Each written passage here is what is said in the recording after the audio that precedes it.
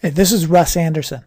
In this tutorial, we're going to keep on going with the texture extraction tutorial scene that we worked with before, but now we're going to deal with some texture extraction on a more interesting geometry, because the texture extraction system works with any geometry. Could be an imported model, or in this case, it's going to be a box. So we're just going to start out, we're going to make a box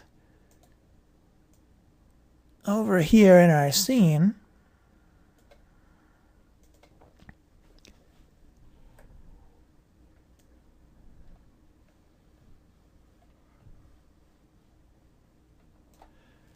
And we're going to do a little work to line it up with the corner of this building over here.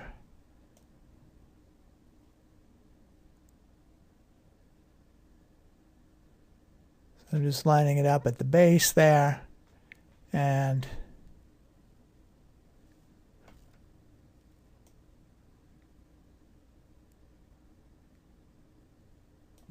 I'm just lining it up along this corner here by rotating around the one axis.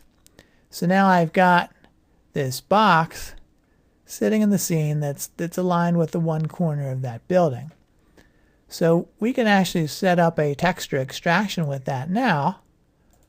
I'm going to create a texture.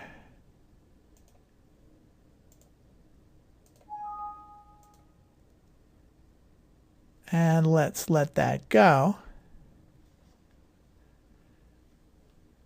And again, I'll point out that SynthEyes can do this with any imported texture model that you have, as long as it has some UV coordinates, because those are used to tie the texture onto the model at the appropriate spots. So let's go take a look and see what we've got. And now you can see the results of the basic cube texture map that the primitive has that we used. So you see some kind of funny things around on these other parts of the cube, where they're being looked at from the bottom and other kinds of crazy directions there.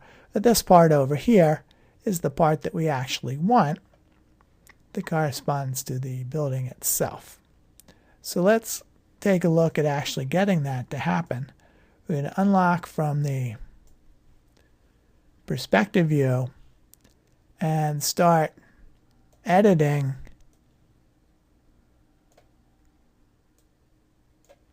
the box.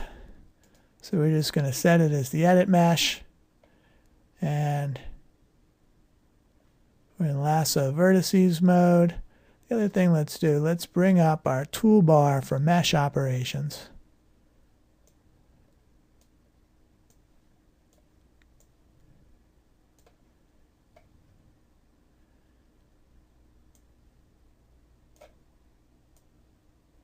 So I'm just going to select the top side of this and delete the selected faces. We want the front and we want this side here. So let's orbit around to the back side. Again, we're just going to select those faces, delete them.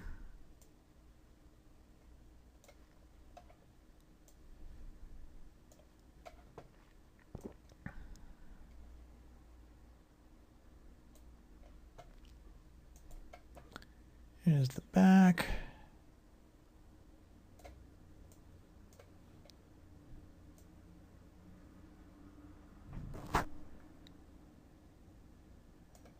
And here is the bottom. See the shadow. This is the shadow, by the way. So we've still got our two sides that we want.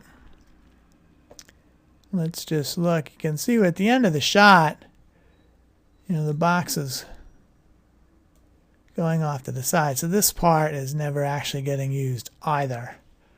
So let's just select that part of it here. And we'll delete those faces as well. Now we'll just take out all the trackers, or all the vertices that aren't being used by any of the faces. And now we can go and rerun the texture calculation. Let's see what we get now.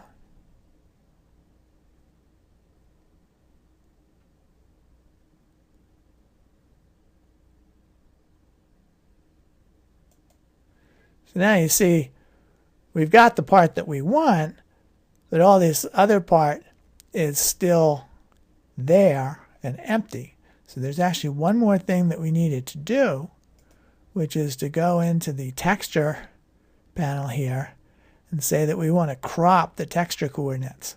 So it's going to go and find the use portion of these, of the texture plane, if you like, and expand that to blow it up to fill the entire size. So if we go and rerun the texture calculation now,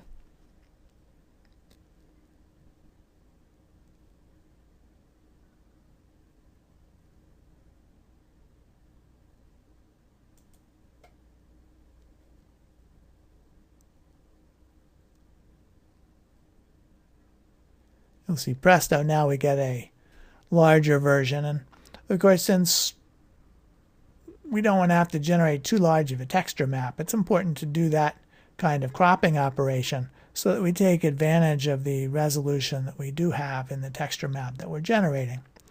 And now from this point you'll see that there are trees and poles and things that are in the way, but I just wanted to show a little bit of what's going on with the texture coordinates and all. And here you'll see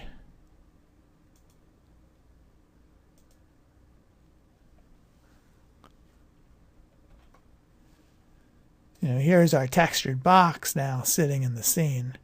You'll see that it's occluding some parts of the rest of the image. So normally we go and change things around to correspond to what we want to do. So this is just a first crack at stuff showing how you can do something with some more interesting geometry.